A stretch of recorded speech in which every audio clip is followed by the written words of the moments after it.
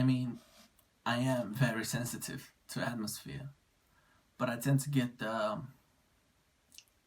desensitized, if you know what I mean, when people make unreasonable demands on me.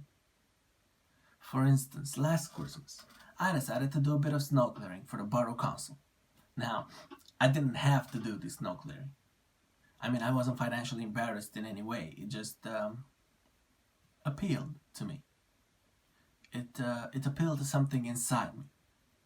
What I anticipated with a great deal of pleasure was the brisk cold bite in the air in the early morning. And I was right. Anyway, that morning, as I was having my mid-morning cup of tea in a neighboring cafe, shovel standing by my chair, an old lady approached me and asked me if I would give her a hand with her iron mangle. Her brother-in-law got it for her, but he'd left it in the wrong room. He'd left it in the front room. Well, naturally, she wanted it in the back room. It was a present he'd given her, you see. A mangle. To iron out the washing. But he'd left it in the wrong room. He'd left it in the front room. Well, that was a silly place to leave it. It couldn't stay there. So I took time off to give her a helping hand. She only lived up the road.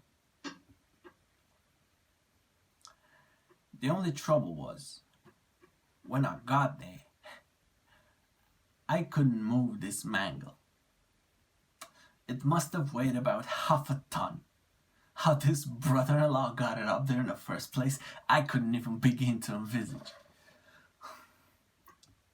So there I was, doing a bit of shoulders on with this mangle, risking a rupture, and this old lady just standing there, waving me on, not even lifting a little finger to give me a helping hand. So after a few minutes, I said to her, "Now look here, why don't you stuff this iron mangle up your ass?" "Anyway," I said to her, "they're out of date. You want to get a spin dryer?"